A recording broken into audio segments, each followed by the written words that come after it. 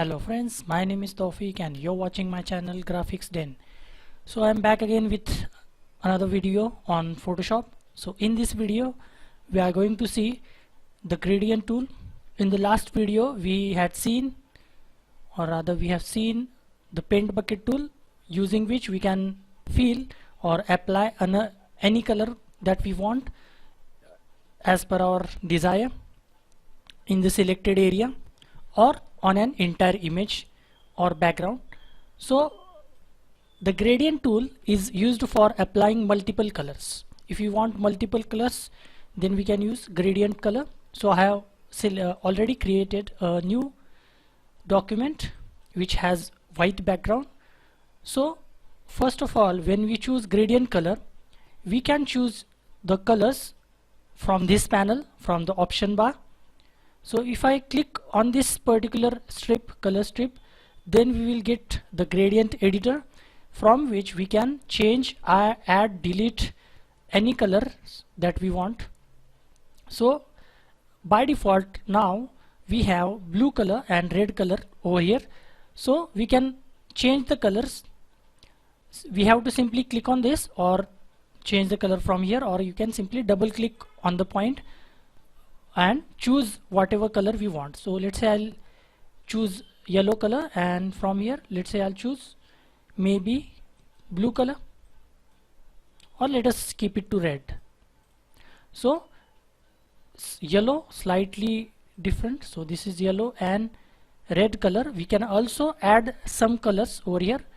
Let's say I want to add another color in the center, so I can simply click on the strip, this sliding bar. I can simply click over here and then again double click, or I can also choose color from here. Let's say I want blue color, maybe we will choose some other color, let's say this one. Let's stick to blue color. So we have three colors over here. So if you want to change the position of any color, we can simply click on that point and slide on the slider, so the position of the color will be changed. And if you want to change the color area, so we can also change that. So this is the area of yellow color and this is the area of the blue color. So if you want to shuffle the color amount, this is the midpoint of the color, so we can shuffle the midpoint by simply sliding that point on the slider as per our liking. Again, if I click on the center, then this will be visible. Again, I can shuffle the midpoint or slide the midpoint on the slider as we want. You can also change the midpoint from here. It is called as location. You can simply change the location from here, change the value, so it will be changed from the slider itself. Or you can simply select some ready-made templates from the presets. They have plenty of templates. Or you can also save this template if you want by clicking over here, new. So this template will be stored in this presets group. You can also name this as per your liking. So presently we are using the gradient type solid. So let's see how it works. So I'm using a plain background, which is a white background over here. You can choose any background. So there are certain options over here in the property or the option bar. So by default we are on the linear gradient option. So what it does, if you draw a line, it will simply draw the colors or apply the colors on the background by chronological order that we have selected. Now the reverse option is on here, that's why these colors are in reverse order. So I will press Ctrl Z, or let me turn on this keystroke option. So if I turn off this option or uncheck this option, then we can see our first color is yellow, then blue, and then red. So in this order we will get the colors applied. So yellow, blue, then red. So whatever direction that I draw, the line, the colors will come in that direction of the line. So yellow, blue and red. If I draw it in a reverse direction, then yellow, blue and red, whatever direction that you want. But let's say if I draw a smaller line, then the colors will be different.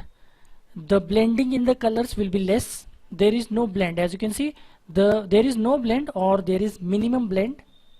But if you draw a bigger line, then these colors will blend in each other. So it is totally up to us that how do you want these colors to be applied. If you want more blend, then we can draw a longer line, and if you don't want it to blend so much, then we can draw a shorter line. That is up to us, and whichever direction we want, that is not limited, that is as per our liking. So this is the first option, which is called as the linear gradient. Then the second option is radial gradient, which will give us a circular kind of a strokes. So yellow color in the center, then blue color, then red color. If we change that, if we reverse that, then the order will be reversed. So if I draw a longer line, then we will get a different pattern. If I draw a shorter line, then we will get a different order, or rather different pattern. So this was radial gradient. Again we have angle gradient. This is a bit different from the radial gradient. So this is the first color, second color and third color. The direction of the angle we can choose in whichever direction we want. If we press shift color, it will be on straight line. Look, shift, it will cut our document in the middle.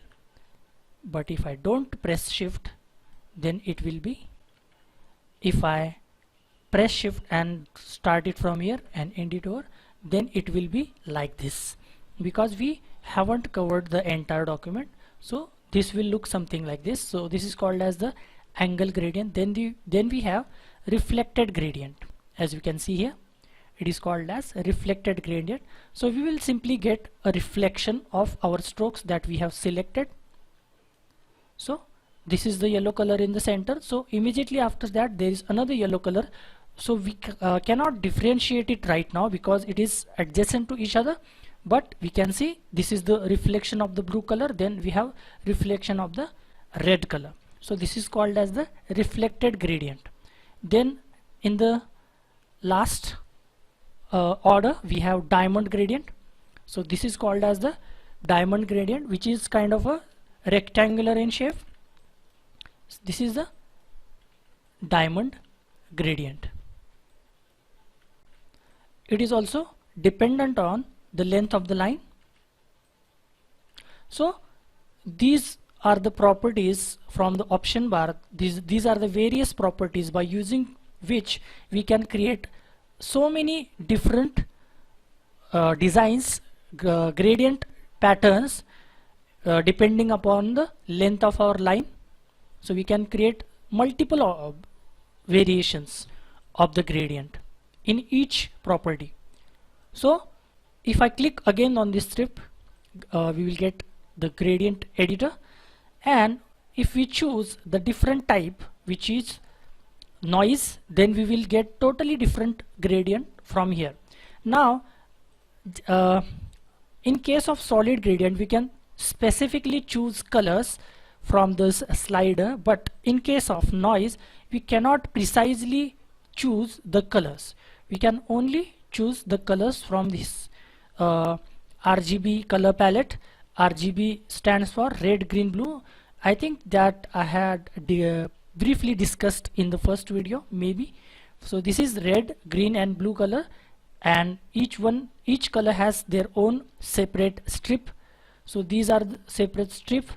We can also change the color to HSB and lab, but if you can see, if I change any value from the slider, we will get different colors over here. And if we click on the randomize button, then we will again get some different random colors in the gradient panel.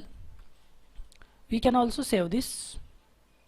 So let's say if I want to use, again we can change the colors, but we are not in control over these colors now, because in solid gradient we can specifically choose the color, but in this particular type, gradient type noise, we cannot specifically choose the colors.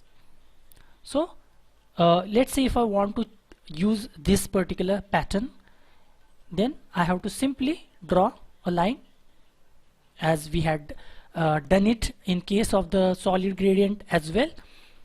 The method is similar, but the result is completely different. So we will get this. Again, if we use radial gradient, then the result will be again different. So we can create some amazing gradients by using this type of pattern or gradient.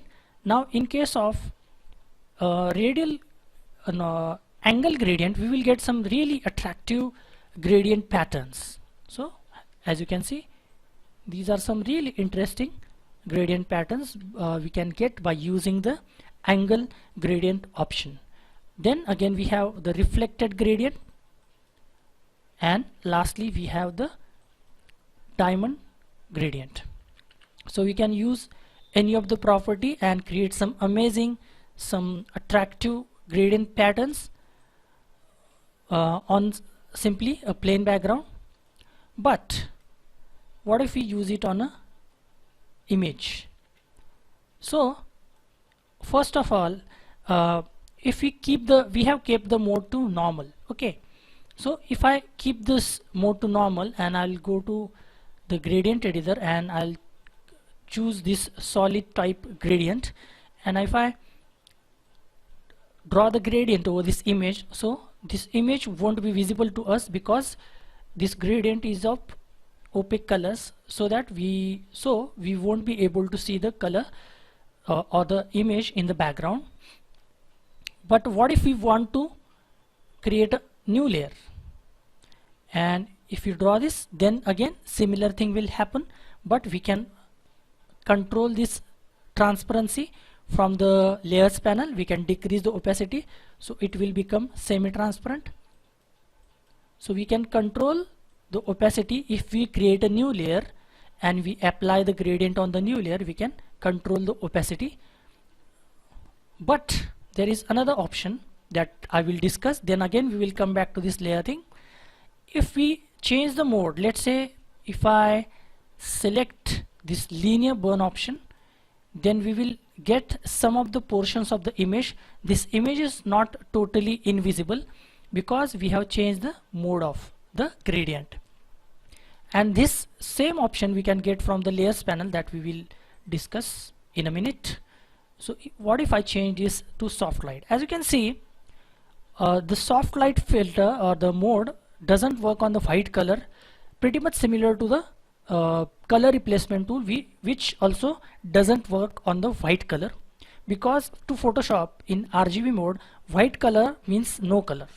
That's why it doesn't work on the white color, which the color replacement tool as well as the soft light mode. But if we choose some different modes, then it will be applied on the white color as well.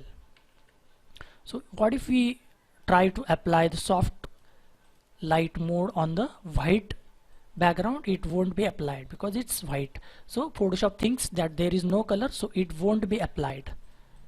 So like this, it is only applied to the colors which are not white. Undo. We can also like select the background and apply the gradient by using this method. That is not a big thing.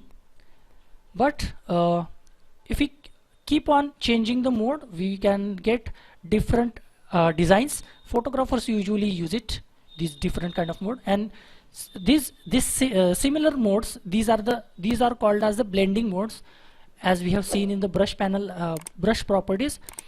These same modes are present in the layers panel. So if I create a new layer and I apply any gradient, and if I change the mode from over here, we will get a similar kind of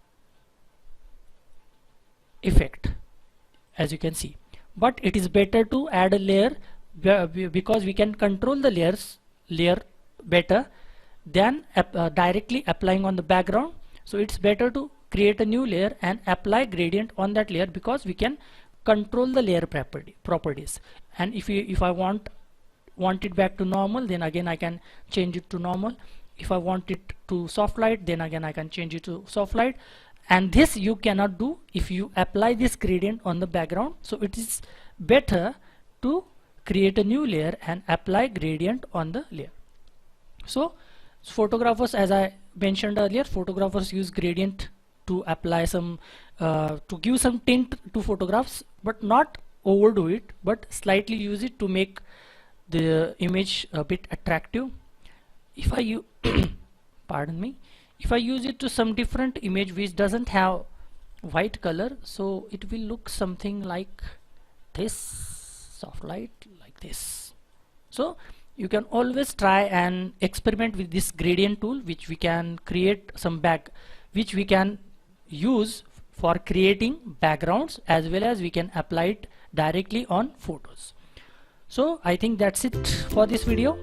I'll see you in the next one. Until then, bye bye and cheers.